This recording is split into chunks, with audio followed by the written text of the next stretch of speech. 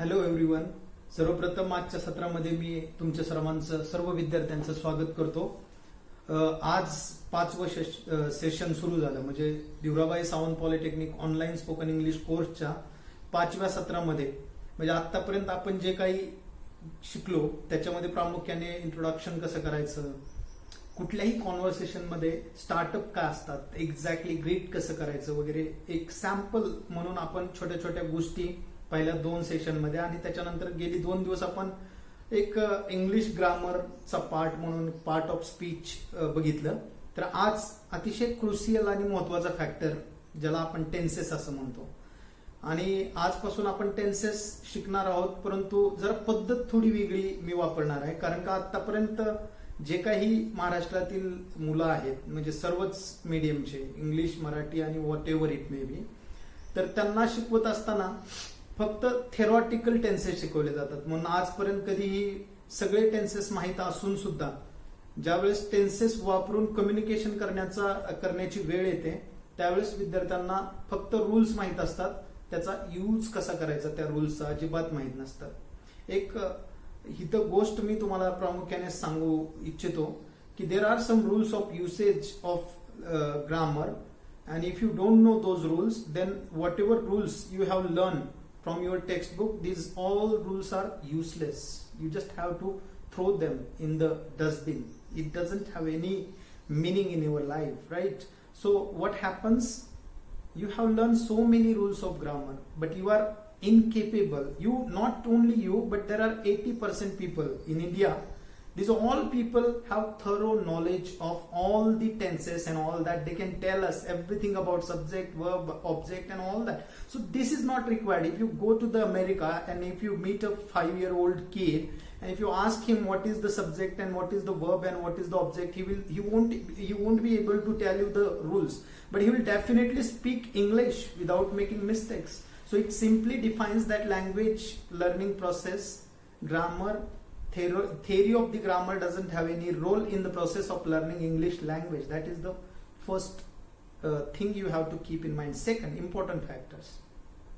तुम्हाला ड्रायव्हिंग करायला शिकायचंय किंवा स्विमिंग करायला शिकायचंय, किंवा ड्रायव्हिंग किंवा स्विमिंग करायला शिकण्यासाठी जर मी एक पुस्तक दिलं तुम्हाला, मोठं पुस्तक, आणि त्याच्यात मी सगळं लिहिलं, हात स्विमिंग करताना किती हलवायचा, पाय किती हलवायचा, आणि तुम्ही ते 50 पानाचं स्विमिंगचं बुक पूर्णपणे वाचलं, आणि बुक वाचल्यानंतर आता तुम्ही स्विमिंगचे मास्टर झाले, आणि मी जर तुम्हाला म्हणलं जावा आता तुम्ही master, you are the master of the swimming because you have read everything about the swimming, so you can swim now without any mistake.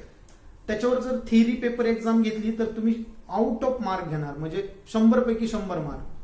पण आता स्विमिंगचे तुम्ही मास्टर, स्विमिंगचा थेरॉटिकल पूर्ण अभ्यास, तुम्हाला सगळे नियम माहीत, पाय किती हलवायचा, सगळं थेरॉटिकल नॉलेज, प्रॅक्टिकली काहीच माहित नाही. मी जर तुम्हाला ठीक आहे आता तुम्ही you are the master of swimming now, certified master, आणि तुम्हाला उचलून पाण्यात टाकलं आणि you are the master swim now, practically जमणार का? नाही. कारण स्विमिंग जसं तिथं स्विमिंग शिकायचं असेल तर आपल्याला पुस्तक वाचायची गरज नाही, तिथं जायचं, पाण्यात 2-3 दिवस ट्राय करायचा, 4थ्या दिवशी येणार. गाडी शिकायची असेल, गाडीत बसायचं, ड्रायव्हिंग करायचं, चुकत 8 दिवसात ड्रायव्हिंग शिकणार. तसं इंग्लिश बोलायचं असेल तर ग्रामरचे रूल्स का वाचतो मग आपण? इंग्लिश बोलायला शिकायचं असेल तर शब्द का पाठ करतो आपण? इंग्लिश बोलायला शिकायचं असेल तर आपण वाचन जास्त करतो आणि इंग्लिश बोलतच नाही, तर कसं येणार English? So English is like swimming, English is like driving, and if you want to learn these skills you apply different method, and when time comes to learn English language you apply different method. लहानपणी मराठी भाषा शिकताना जे method वापरलं तेच method वापरायचं, definitely will learn the English. Okay, so now English grammar is very important, but it doesn't have any value to learn all the rules of the grammar. Instead of that you have to focus and try to learn the function of that particular grammar, and today I am going to speak about the function of English grammar and tenses and not the theory of English grammar. Okay, so I have a PPT. I will explain the entire PPT to all of you. Just try to understand what.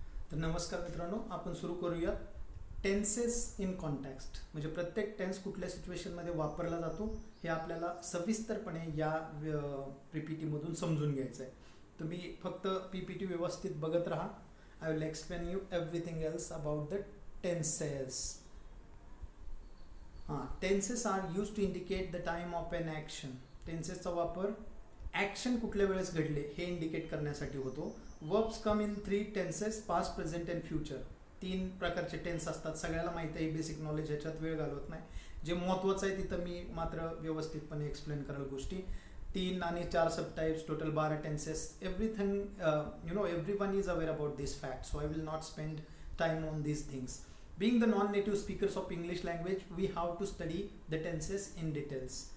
आपण non native speakers म्हणजे native language आपली इंग्रजी नसल्यामुळं आपल्याला tenses डिटेलमध्ये study करावे लागतील. Actually त्याची पण गरज नाही, पण आपल्याला कुठं वापरायचे हे डिटेलमध्ये समजून घ्यायला पाहिजे. The tenses are use to according to the time of an action. कुठल्या वेळेस कुठली क्रिया घडली त्याच्यानुसार टेन्सेसचा वापर होतो. Types of and sub types of tenses, past tense, present tense and future tense. Simple past, past continuous, past perfect continuous. तर तसेच 4 प्रेझेंटचे आणि 4 फ्युचरचे. तर एकूण 12 टेन्सेसचे प्रकार आहेत. पुढे बघू आपण सविस्तरपणे ते सगळे. आता हे महत्वाचं, हे नीट समजून घ्या. Total tenses 12, sentence structure 36. म्हणजे प्रत्येक tense, every tense has 3 sentence structure. 1 is positive, the other 1 is negative and the last 1 is question. Okay, आपण 3च फॉर्ममध्ये कम्युनिकेट करतो. एक तर आपण पॉझिटिव्ह बोलतो, नाहीतर नकारात्मक. आता समजा मी तुम्हाला विचारलं, have you finished your homework, मग तुम्ही 2 प्रकारे उत्तर देणार. Yes I have finished, no I have not finished. बरोबर. तर मग ह्या 3, एक क्वेश्चन कसं विचारायचं कळलं पाहिजे, दुसरं नकारात्मक उत्तर कसं द्यायचं कळलं पाहिजे, आणि तिसरं होकारात्मक सकारात्मक उत्तर कसं द्यायचं हे कळलं पाहिजे. आणि ह्या 3 गोष्टी समजल्या तर आपण एखाद्याशी कम्युनिकेशन करत असताना त्याला प्रश्न विचारू शकतो, त्याचा रिस्पॉन्स निगेटिव्ह आला, पॉझिटिव्ह आला, त्याला रिस्पॉन्ड करू शकतो. तर हे 36 वाक्यरचना, ह्याच्या बाहेर इंग्लिशमध्ये एकही वाक्य जात नाही. म्हणजे ज्यांना 36 वाक्यरचना ज्याला जमवता येतात, that person is knowledgeable enough to speak in English. He doesn't have more knowledge than this. Only that person has to little bit practice. He has to focus on the practice. Okay. 3 structure असतात. म्हणजे 36 वाक्यरचना आपल्याला 12 टेन्सेसच्या माध्यमातून शिकायची. आज आपण एकच घेणार आहे आणि आपला थोडं पॅटर्न वेगळा आहे, कारण का आपण प्रेझेंट टेन्स सगळे 4 पार्ट त्याचे एकदा असं नाही करत. सिम्पल टेन्स तर सिम्पलचे 4 पहिल्यांदा घेणार आपण. म्हणजे simple present, simple past, simple future, असं 3 रोज घेणार आपण. Right. So continue. Simple present tense हे फॉर्म्युला वगैरे सगळ्याला माहिती आहे. Subject plus verb plus object. 1ली पासून 10वी पर्यंत हेच शिकत आलोय आपण. आणि याचं पुढचं उदाहरण, Ram eats a mango. Right. ते आता त्या गोष्टीत अडकायचं ना. आता आपलं बघायचं कॉन्टॅक्स्ट काय आहे त्याची. Use, when to use simple present tense. Right. The first point has to indicate habitual action. Habitual action म्हणजे काय असतं की जी it's a part of your habit. Right. And the thing which happen repeatedly in life. Right. So for example, I wake up early every day early in the morning. तर ते रोजच करतो मी. So habitual action सांगायचे असेल तर simple present. To denote universal truth, the sun rises in the east. Universal truth. To make general statement, 2 + 2 = 4. General statement. Right. In cricket commentary, Rohit Sharma hits the ball out of the stadium. Right. Rohit Sharma hits the ball out of the stadium. तर cricket कॉमेंट्रीमध्ये पण वापरलं जातं. Saying and proverbs, म्हणी असतात. मराठीत कसं असतं, काय म्हणतात त्याला ते म्हण, उथळ पाण्याला खळखळाट फार. त्याचं मिनिंग सगळ्याला माहीत आहे. इंग्लिशमध्ये त्याला empty vessel makes so much noise. म्हणजे ज्यांना खूप वरवरचं ज्ञान असतं ते जास्त बकबक करतं, आणि ज्यांना परफेक्ट नॉलेज असतं एखाद्या विषयाचं तो कधीच बोलणार नाही. राईट. सो दॅट त्यांच्यासाठी ही म्हण आहे. Empty vessel makes so much noise. Saying and proverb सगळ्या, म्हणजे आता MK Gandhi said that honesty is the best policy. Honesty is the best policy काय स्टेटमेंट आहे सिम्पल प्रेझेंटमध्ये. To indicate an action which is going to happen in the future but it is pre plan. एखादी अशी क्रिया जी भविष्यात होणार आहे पण त्याचं प्लॅनिंग वर्तमान काळामध्ये झाले, तर अशा कुठल्याही घटनेसाठी आपण वर्तमान काळ सिम्पल प्रेझेंट टेन्स वापरतो. कसं, आता बघा, the prime minister visits Mumbai next week. Next week का आहे फ्युचर, विजिट्स का आहे V1. राईट. म्हणजे S + V + O मध्ये येते. तर प्रेझेंट सिम्पल. कारण ती ॲक्शन जरी भविष्यात घडणार असली तर तिचं पूर्ण प्लॅनिंग आता वर्तमानात झाल्यामुळं आपण सिम्पल प्रेझेंटमध्ये फ्युचर ॲक्शन सांगू शकतो. हे एवढे कॉन्टॅक्स्ट आहेत. आता ह्याच्यात मी एक सांगतो तुम्हाला की रोज तुमचं डेली रुटीन जे आहे ते सांगण्यासाठी डेली रुटीन बद्दल आपण बोलत असताना सिम्पल प्रेझेंट टेन्सचा वापर करतो. आता तुम्हाला एक्सरसाइज आहे याच्यावरती एक, तुम्हाला मी डेली रुटीन पूर्ण सिम्पल प्रेझेंट टेन्स वापरून कसं सांगतो बघा. Hello, good morning everyone. My name is Ram Gugia. I wake up early in the morning at 6. After that, I take bath at 7:30. After taking bath, I take my breakfast at 8:30. Then I prepare for my video lecture till 10 a.m. After that, I start taking feedback and everything else about the course. Then at 2 p.m., I take my lunch. After that, I take rest for some time. At 5 o'clock, I watch some news regarding Corona and all that. At 6 o'clock, I read online newspaper. At 7 o'clock, I start preparing PPT and all that for my lecture tomorrow's. At 9 o'clock, I go to bed. सगळे sentence I, त्याच्यानंतर V1 आणि त्याच्यानंतर object, म्हणजे सगळं daily schedule जे आहे आपलं routine life जे आहे ते सिम्पल प्रेझेंट टेन्समध्ये आपण सांगतो. तर कॉन्टॅक्ट सगळे कळले. पहिला कॉन्टॅक्ट बघा, टू इंडिकेट हॅबिच्युअल ॲक्शन म्हणजे हे daily routine. To denote universal truth म्हणजे त्रिकालबाधित सत्य, जसं the sun rises in the east. To make general statement 2+2=4 general statement. This is a table general statement. This is online course general statement. In cricket commentary, Rohit hits the ball out of the stadium. General commentary, cricket commentary. Saying and proverbs. Empty vessels make so much noise. Proverb, man. To indicate an action which is going to happen in the future but it is pre-planned. वर्तमानात planning झालंय, भविष्यात घडणार आहे. असे एवढे contact simple present टेन्ससाठी आहेत.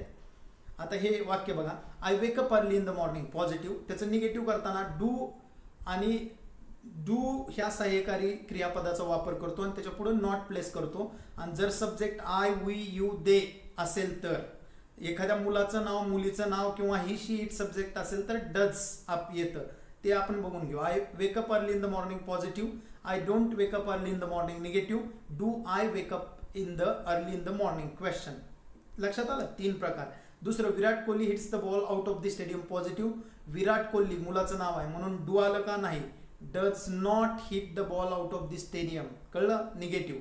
आणि does Virat Kohli hit the ball out of the stadium, हे झालं क्वेश्चन. तर अशा प्रकारे पॉझिटिव्ह, निगेटिव्ह आणि क्वेश्चन 3 वाक्यरचना आपल्याला आल्या पाहिजे. एवढं आलं की मग आपण त्या कॉन्टॅक्टमध्ये ते यूज करायला शिकतो. मी कॉन्टॅक्ट सांगितलेले आहेत. पुढचं, analyse the sentences. I like wild animal, हे 5 वाक्य तुमच्यासाठी.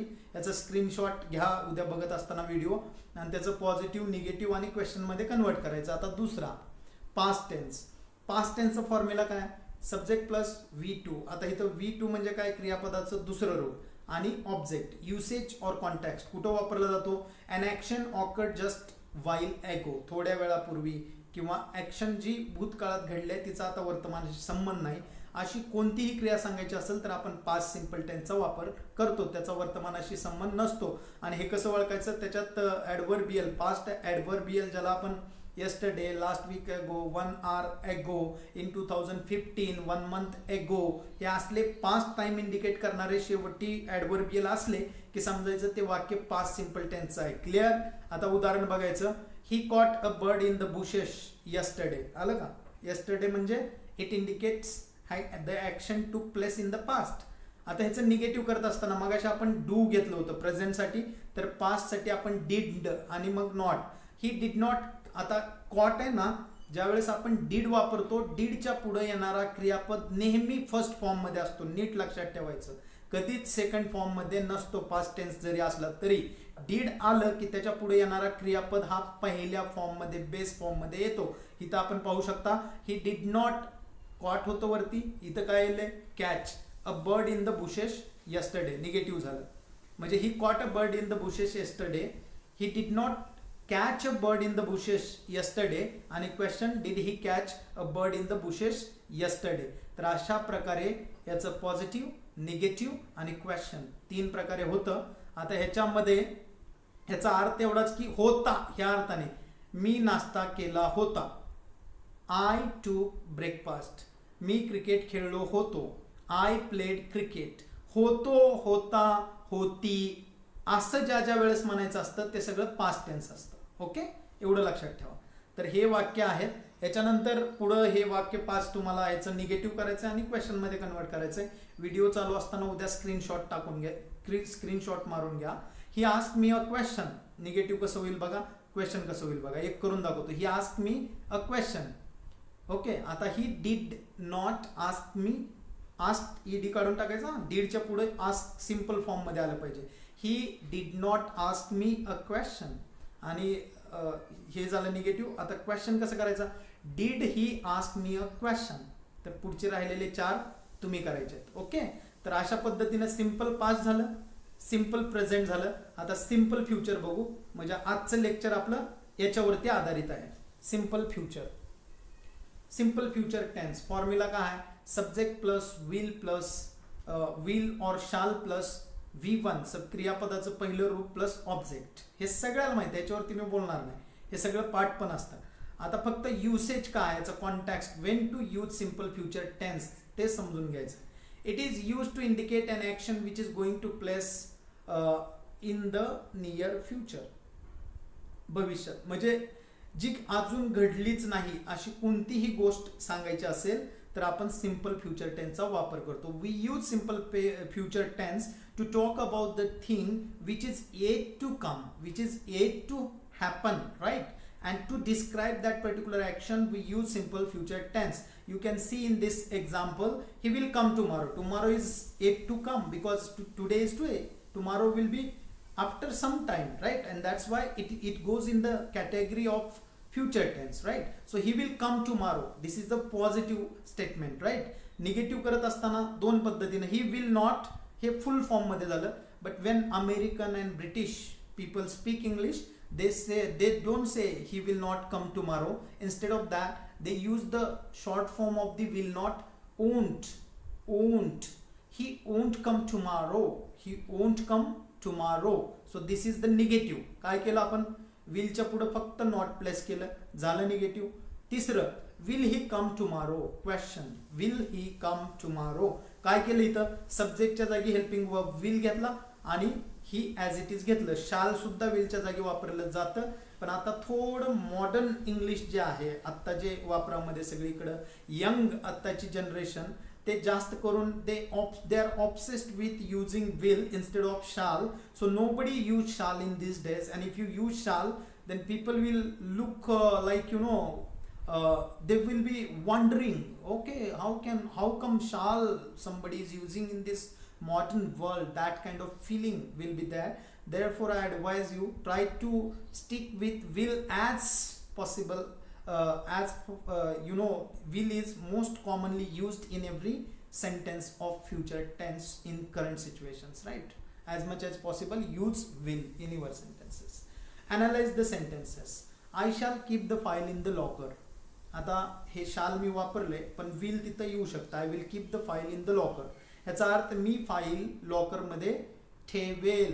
अजून ठेवली आहे का, नाही, कारण फ्युचर मध्ये घडणारी घटना आहे. अजून ठेवली आहे का, नाही. सो आय शाल keep the file in the locker.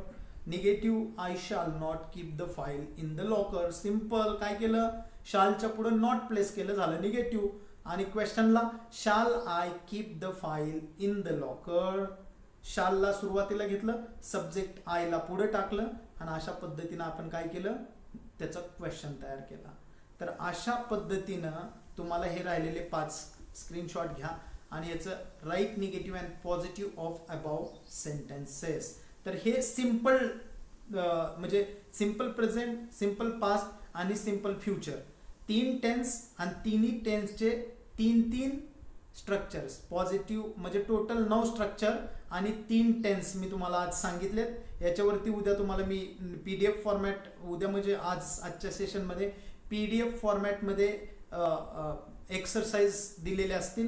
तर ते एक्सरसाइज ह्या पद्धतीनं करायचे. व्हिडिओमधून पण 5-5 सेंटेन्सेसचे एक्सरसाइज ऑफर करतोय. ही PPT सुद्धा मी तुम्हाला फॉरवर्ड करणार आहे रेफरन्ससाठी. आणि अशा पद्धतीनं तुम्ही हे सगळं व्यवस्थित अभ्यास करायचा आहे.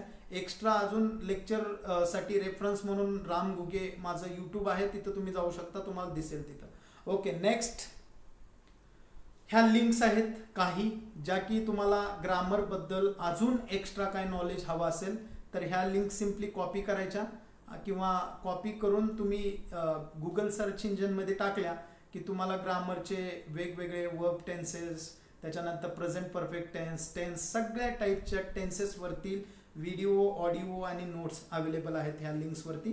So you can use this link for getting different kind of information about all the types of tenses. Okay, thank you so much.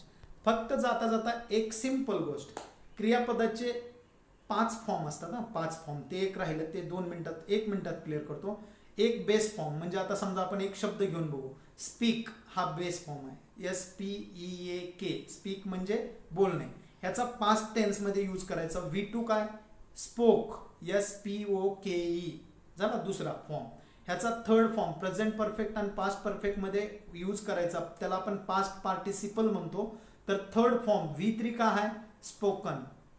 आणि ज्याला प्रेझेंट कंटिन्युअस, पास्ट कंटिन्युअस आणि फ्युचर कंटिन्युअस टेन्स मध्ये यूज करतो तो ING वाला form, त्याला काय म्हणतात, स्पीकिंग, V4.